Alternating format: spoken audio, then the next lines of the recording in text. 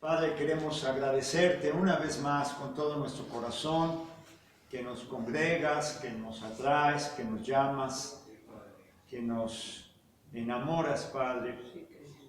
Muchas gracias por esta bendición tan hermosa.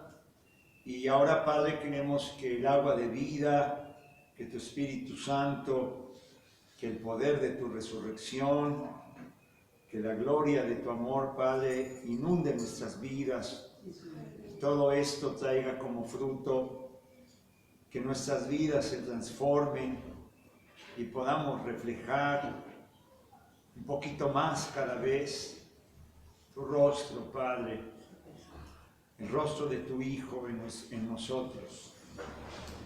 Gracias, Padre, por esto, en el nombre de Cristo Jesús. Amén. Amén.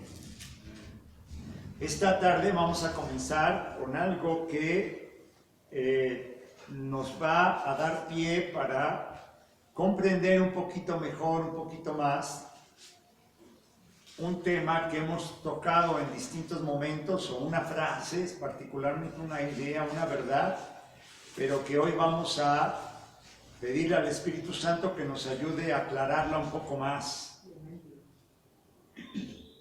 Dice aquí este texto: Dios habiendo hablado, estoy leyendo Hebreos capítulo 1, verso 1, Dios habiendo hablado muchas veces y de muchas maneras en otro tiempo a los padres por los profetas, en estos postreros días nos ha hablado por el Hijo, a quien constituyó heredero de todo y por quien asimismo hizo el universo. Hasta ahí vamos a leer. Sobre todo, esto que dice, Dios habiendo hablado muchas veces y de muchas maneras. Muchas veces y de muchas maneras. ¿De cuántas veces el Padre ha tocado tu corazón o ha procurado tocar tu corazón, atraer tu vida, enamorarte,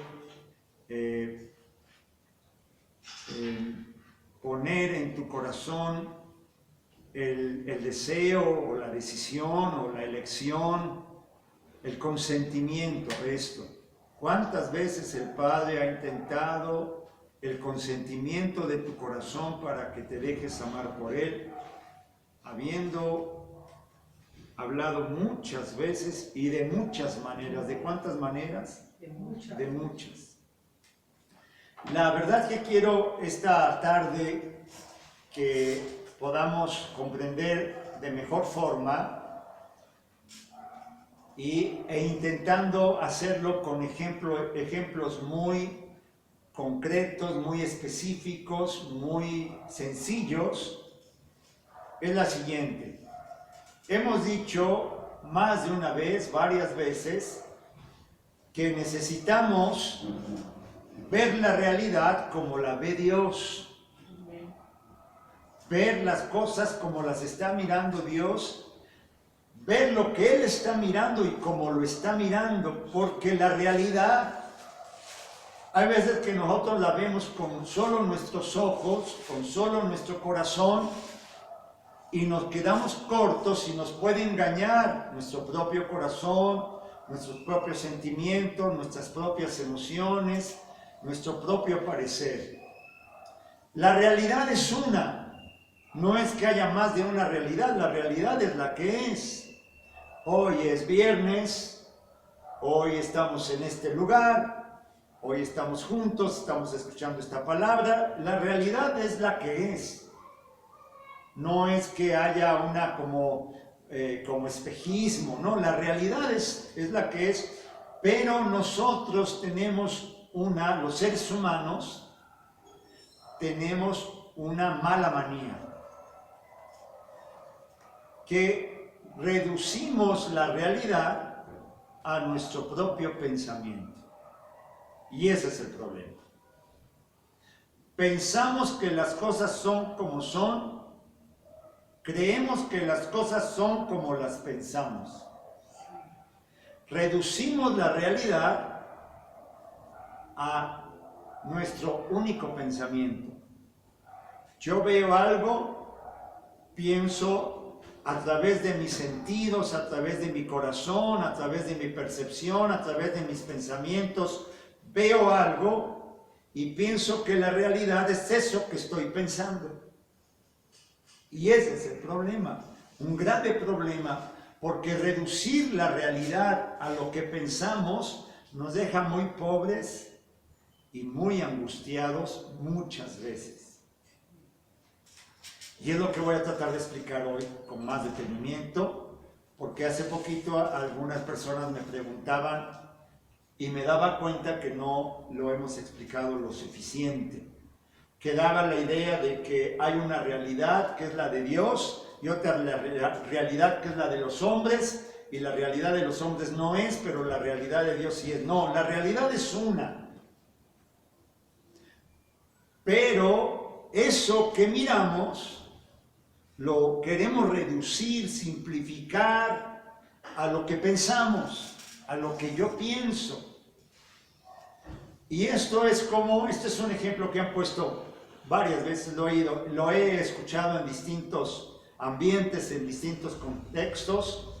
Es como estar en medio del bosque, delante de un árbol frondoso y grande su tronco, y todo lo que ves que es un tronco. Si tuvieras la capacidad de elevarte y ver el bosque completo, dirías, no, pues, según tú dices, pues yo lo único que veo es un tronco medio café, negro y unas hierbitas y es todo lo que veo. Bueno, lo que pasa es que estás reduciendo el paisaje a un pedacito, que es lo que... Y como estás delante de un tronco, pues no ves más que el tronco. O es también como cuando estamos en una habitación y hay una pequeña ventana, un cuadrito de 30 por 30, es toda la ventana que hay, y afuera, y tú estás en la habitación, lejos de la ventana, y tú dices, no, pues se ve que ahí, pues se ve algo gris, pero conforme te vas acercando a la ventana, vas mirando más y más y más, hasta que sacas la cabeza por la ventana, y dices, wow, veo ahora unas montañas, un bosque, un sol, un campo, un prado, un llano, un paisaje precioso, maravilloso, pero porque ya te saliste, ya puedes mirar el paisaje completo, ves todo lo que antes no veías. Pero ojalá fuera así de fácil en las situaciones que vivimos. ¿Cuántos conocen la historia de José, el conocido como José el Soñador en el libro del Génesis? ¿Lo conocen? O al menos en película, al menos así como cuentito. Es que es una historia muy bonita que la han llevado al cine, al teatro. Hay una comedia musical, José el Soñador, porque la historia es muy bonita, realmente muy edificante, pero como siempre esconde una verdad maravillosa. La historia de José nos va a servir para entender lo que estamos diciendo. Resulta que José, como anda teniendo unos sueños muy interesantes, a sus hermanos les empieza a caer gordo. Esa es la verdad. José empieza a tener unos sueños donde él se ve en un lugar de preeminencia y sus hermanos alrededor. Por lo mismo, empieza a caerles muy gordo a sus hermanos. Y entonces lo echan a una cisterna un día, empiezan a tener ahí ya un distanciamiento, un día lo meten a una cisterna. ¿Cuánto podía ver José adentro de la cisterna? Pues a lo más el cielo, y de noche las estrellas. Y allí lo metieron. Quien conoce la historia de José sabe en qué terminó todo esto. Después de meterlo en la cisterna, pasan unos árabes, lo venden con los árabes, pasan muchas cosas, lo llevan a Egipto, lo meten a la cárcel. Estoy abreviando un montón, abreviando un montonal. Esto está en el Génesis. Le pasan muchas cosas, pero quiero que comencemos desde que él está en la cisterna. ¿Cuánto podía ver José del panorama completo de su propia vida dentro de la cisterna? Casi nada. Y lo digo desde el punto de vista físico y desde el punto de vista emocional, espiritual, psicológico. ¿Cuánto podía ver? A lo mejor pensaba, mis hermanos son unos canijos feos de corazón, ya ni son mis hermanos, no me quieren. Y si no me quieren ellos, a lo mejor ni mi papá me quiere. A lo mejor mi mismo papá les dijo que me metieron en la cisterna. A lo mejor, pues aquí, si nadie se da cuenta que estoy encerrado, pues pasarán 8 días, 15, no sé cuánto, y me voy a morir aquí.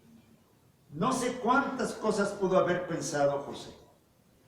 ¿Cuánto de la realidad podía ver? Muy poco. Bueno, conociendo la historia de José y abreviando mucho, lo venden. El caso es que llega a Egipto, lo meten a la cárcel. En la cárcel sobresale como un gran discernidor de sueños. El caso es que llega a la corte de Faraón y pasan otras cosas. El caso es que llega un momento en que se convierte en la mano derecha de Faraón, del emperador, del dueño de todo lo conocido en esa región.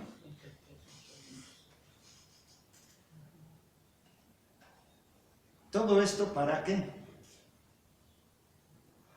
Porque un día, después de años, iba a haber una hambruna en toda esa región, incluyendo la tierra donde vivían su papá y sus hermanos.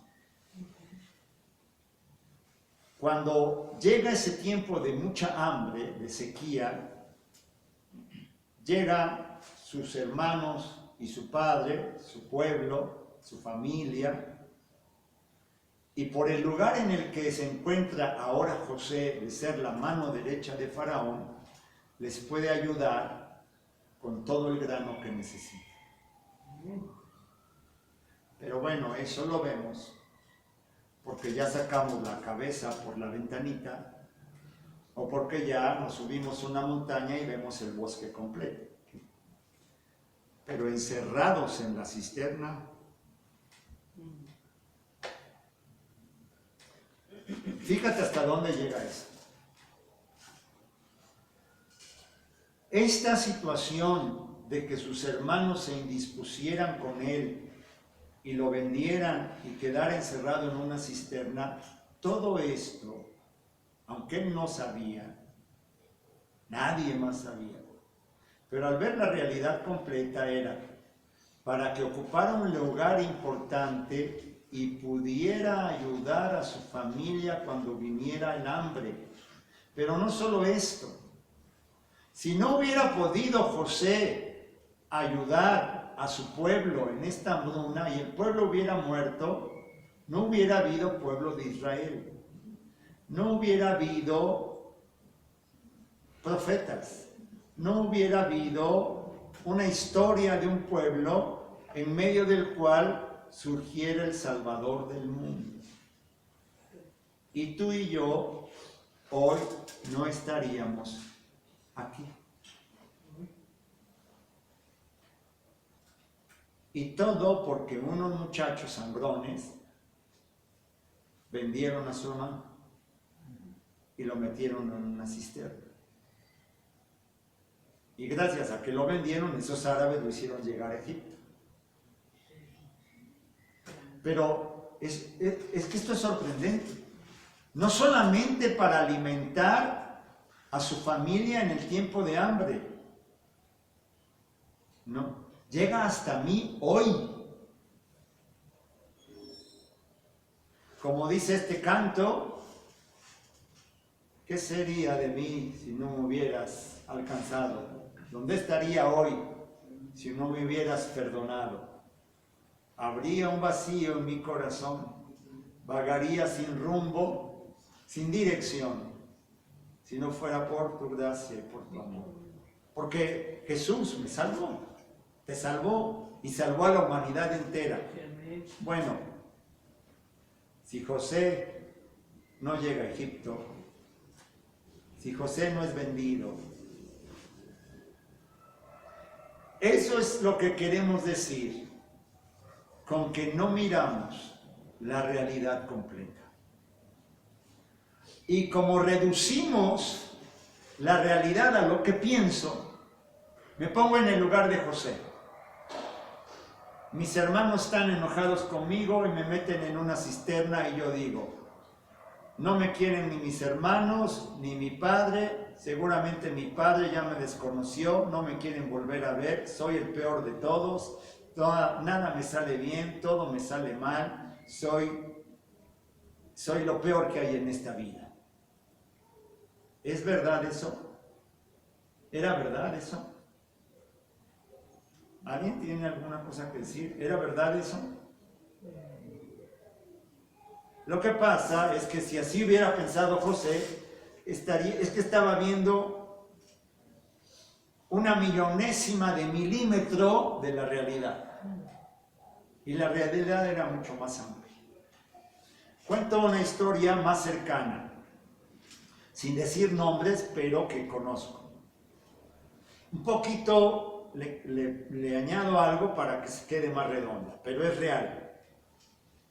Había una familia viviendo en un fraccionamiento, en una unidad lejos, allá por la zona industrial, Pinza, en un fraccionamiento por allá, y una mujer iba con sus hijos a visitar a una hermana que vivía allá. En ese ir de visita a esa colonia, uno de los hijos de esta mujer conoce a una chica y se novian. Pero resulta que el papá de esa chica le cae muy gordo a la señora que les digo, a la que iba de visita. Entonces ese señor me cae muy gordo y ahora lo peor es que mi hijo se novió con la hija de ese que me cae re gordo. Abreviando un montón, ese señor trabajaba en una empresa y tenía un puesto importante. Después de años, este muchacho y esta muchacha se casan y este señor hace que le den un buen lugar a este muchacho y el muchacho además es abusado y asciende en la empresa y ahora tiene un modo de vida que le permite comprar una casa donde después de muchos años esta señora que le caía muy gordo a ese señor va a poder vivir. Mamá, no tienes dónde vivir, yo tengo una casa que compré, vete para allá. Pero como reducimos la realidad a un cachititito, lo único que veía esta mujer es que ese señor le caía re gordo. Bueno, pues gracias a ese señor que le caía re gordo, ahora tiene dónde vivir. Y así todo.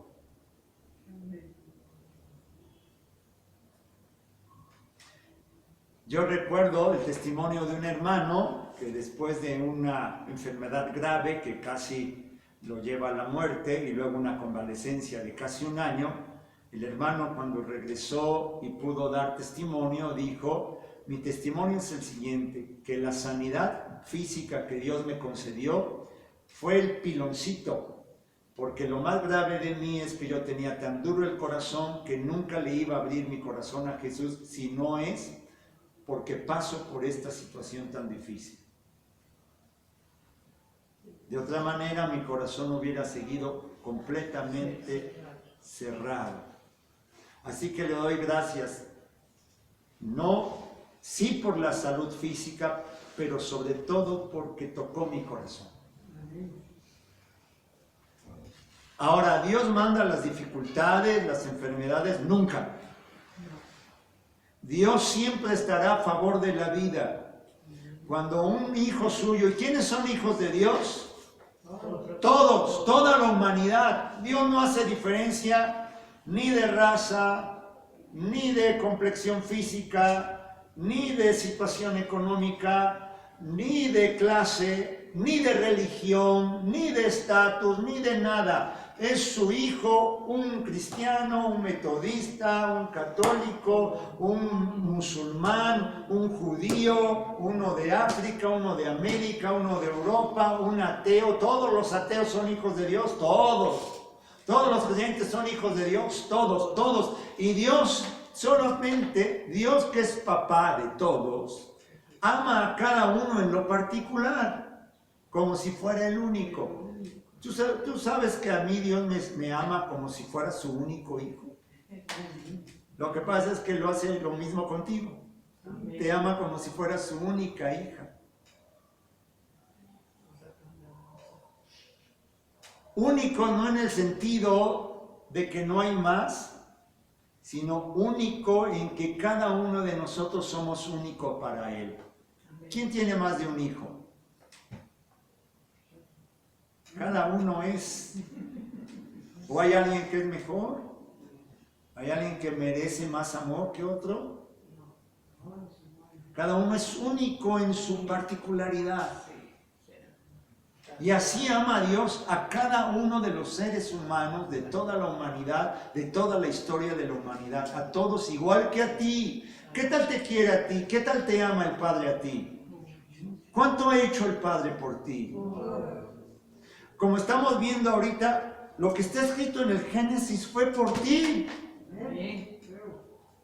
Lo que vivió Jacob, lo que vivió Abraham, lo que vivió Isaac, lo que vivió José, todo eso es para que hoy a esta hora, este día, estemos aquí.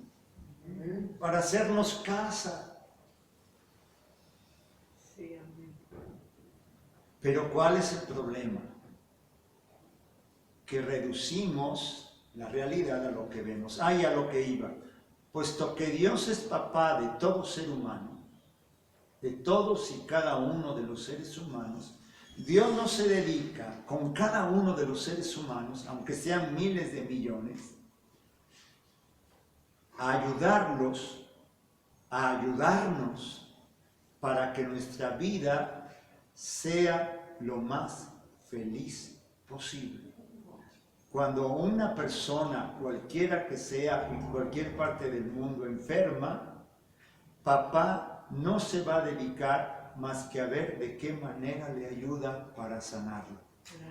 Dios está a favor de la vida. Ahora, porque estoy diciendo que algunas veces hay una situación difícil, ¿quién puso la indisposición en el corazón de los hermanos de José? Dios, no. Nunca lo malo va a venir de parte de Dios, pero papá es el experto en que aún las dificultades, las adversidades, aún mis propios errores, en las cosas que yo mismo me meto, Él es el experto porque me ama en convertir hasta las dificultades en oportunidades de bendición. Porque Él es así. Transfigura, todo lo transfigura en amor, en bendición, por amor a sus hijos. Bendito. Otro ejemplo, también real, y este es seguramente muchas veces real. Alguna vez conocí a una joven que por ahí de los 16 años, 16, 17, muy jovencita, quedó embarazada. Y se indispuso mucho con el bebé. Había uno como rechazo a la realidad del embarazo. Y así pasó casi todo el embarazo, o todo. Porque a su parecer, a su pensamiento, le venía a echar a perder su proyecto de vida. No es lo que yo quería. Yo tenía pensado hacer esto y esto y esto y esto y esto y esto y esto, así que esto le viene a dar al traste a mi plan de vida. Y es real. No era una ilusión. Tenía un proyecto de vida y de repente todo le cambia y hay uno como rechazo. Pues déjate platico que cuando el chamaquito nació, se convirtió en el dueño de su corazón.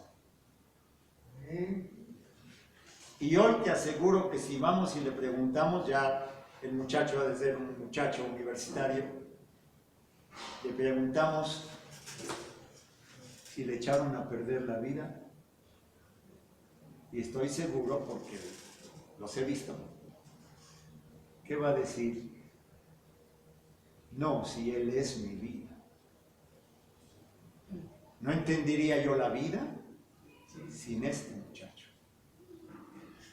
Pero a sus 16 años reducía la realidad a un cachitititititito. Y eso me pasa mucho a mí y le pasa mucho a los seres humanos. ¿Y cuál es y qué es lo que ha traído Jesús a nuestra vida? Que creamos que aunque no vemos todo el panorama, porque eso está imposible, ¿cómo sabía José lo que iba a venir después de muchos años? Que esa indisposición de sus hermanos iba a servir para alimentar a su pueblo, salvarlo del hambre. ¿Cómo saber esta chica lo que iba a pasar después? ¿Cómo esta mujer en el ejemplo que ponía iba a significar que en algún momento eso iba a ser la bendición? Eso no se sabe, pero lo que nos enseña Jesús es: créele a papá que siempre tu vida va a estar en sus manos. Gracias, Señor. Creo. Cuando todo va muy bien, cuando todo va más o menos regular, o cuando todo va muy mal, no te angusties por el día de mañana. ¿Qué vas a comer? ¿Qué vas a vestir? ¿No has visto las aves cómo se visten? Y no hilan, y ni aun Salomón se vistió como ninguna de ellas. ¿No has visto las flores? Perdón, ya lo cambié. Las aves no trabajan y todos los días comen. ¿Y las flores cómo visten y no hilan? No te angusties por el día de mañana. Bástele a cada día su propia inquietud. Porque antes de que el Padre sabe de qué tienes necesidad. Hay una gran dificultad económica, sentimental, de pareja, de salud, del ámbito que sea. Los que tenemos un ratito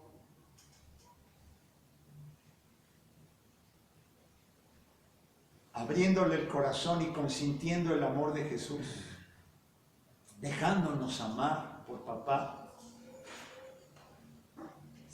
sé que me entiendes.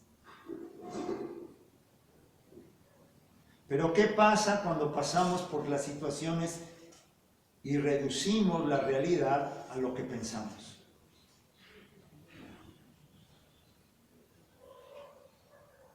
Es que yo iba por la calle y vi a mi cuñada y no me quiso saludar. Al contrario, torció la boca y se fue. Y ya pasaron 5 años de esto y desde entonces no le hablo porque mi cuñada me torció la boca y no me quiso hablar. Pues resulta que después de 5 años me enteré que tuvo una parálisis facial. Estoy poniendo un ejemplo, un poco ridículo. Pero según yo, en mi solo pensamiento, me torció la boca. Tenía una parálisis.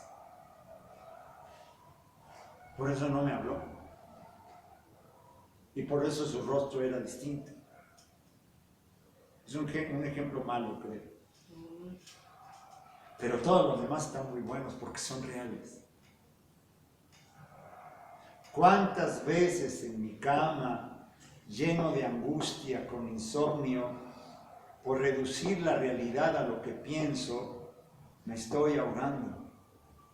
Y dice Jesús, no te angusties. Si algo vino Jesús, fue a enseñarnos cómo un hombre de carne y hueso como tú y como yo puede toda su vida confiar, aún en la cruz. Padre, yo sé que estoy en tus manos. En el último instante, Jesús le dice, Padre, en tus manos pongo mi espíritu. Yo sé que estoy en tus manos.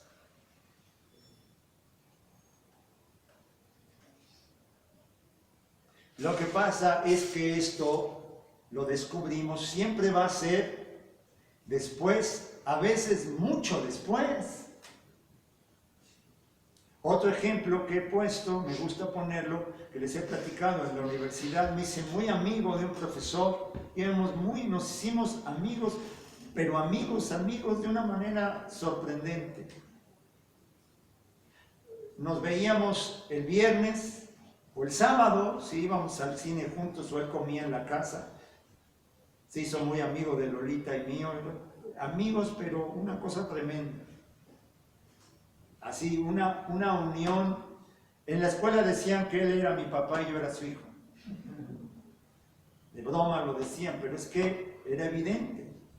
Nos veíamos el sábado y el lunes que nos veíamos en la escuela, él podía estar en su oficina arriba, y yo iba llegando, bajaba corriendo las escaleras y yo corría y en medio del patio nos abrazábamos. Nos amábamos mucho, éramos amigos. Después de años, esa amistad ya no siguió, él tomó otro camino, otra vida, yo otra vida, y ya, ¿no? De repente nos hemos de hablar o ver, muy de repente.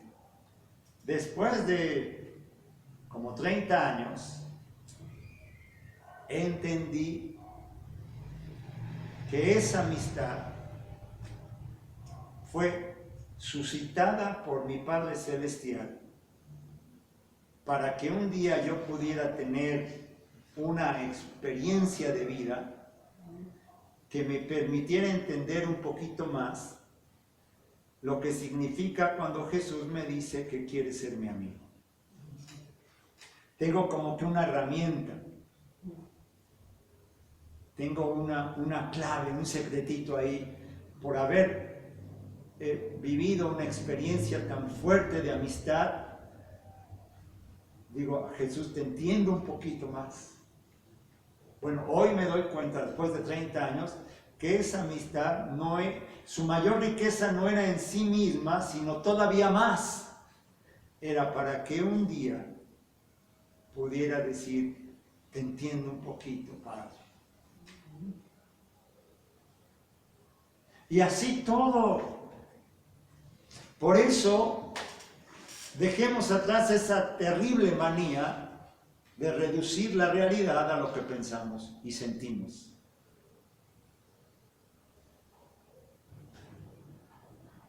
El otro día estaba viendo una estadística, sí la vi, creo que en televisión, y la causa de suicidios que ocupa creo que el segundo lugar es por un amor no correspondido, un engaño, una situación de pareja que se rompe. Es fuerte, muy fuerte. Una cosa sé, que por difícil que sea la situación, no es toda la realidad esa. No es toda la realidad. Es la millonésima parte de 1 milímetro de la realidad. Es muy poquititito, vemos muy poquito. Pero ¿qué vamos a hacer si veo muy poquito? Confiar. No te angusties, dice Jesús. El Padre Celestial sabe qué necesitas. El Padre tiene tu vida en sus manos. ¿Qué va a pasar con esto? No lo sé. Lo que estoy seguro es que mi papá me tiene de su mano y todo va a salir bien. Gracias, Señor. Amén. Por eso dice, es el primer verso de Hebreos 1. Dios, habiendo hablado muchas veces y de muchas maneras, en otro tiempo a los padres por los profetas, en estos postreros días nos ha hablado por el Hijo. Toda la historia anterior a Jesús fue para preparar el cumplimiento de los tiempos, para que ya todo estuviera perfecto. La vida de Abraham, de Jacob, de Isaac, de Isaías, de Jeremías, de Ezequiel, toda la historia fue preparando poquito a poquito, para que llegara un día en que una muchacha judía diera a luz a un hombre que le iba a creer al Padre de tal manera que nos iba a dejar el testimonio más maravilloso de cómo confiar en papá es la buena onda. Es todo. Que pase por la que pase, puedo confiar que mi Padre tiene mi vida en sus manos. Muchas gracias. Y yo estoy seguro que lo sabes, hermanito, hermanita. ¿Cuántas veces te ha ayudado a resolver algo? ¿Cuántas veces? Siempre está ahí. Yo recuerdo un problema jurídico al que yo mismo me metí hace muchos años. Un asunto entre económico, jurídico, y se complicaba muchísimo. Me angustió. Eran mis primeros años en Cristo. Muy temprano en Cristo. Creo que nunca lo había platicado. Muy temprano en Cristo.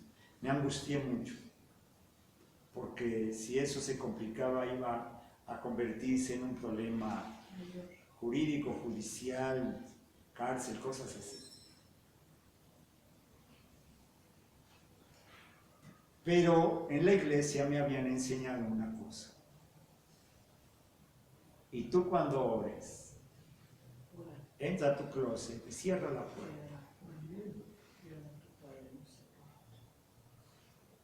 Y en efecto, todo fue para bien. Por más complicado que sea. Creemos, Señor. ¿Qué es eso de entrar a orar?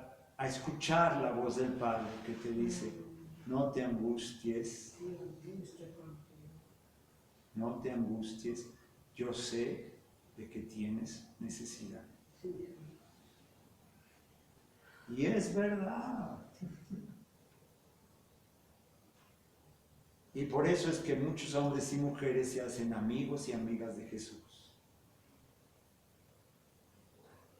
De modo que aunque lo acabas de ver hace media hora, corres y le das un abrazo nuevo.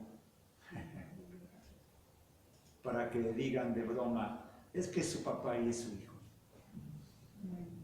Padre, queremos darte gracias por tu palabra y que tu Espíritu Santo nos ayude a comprender mejor lo que es la realidad como tú la ves y cómo todo lo tienes en tus manos. En el nombre de Cristo Jesús. Amén. Gracias, Señor.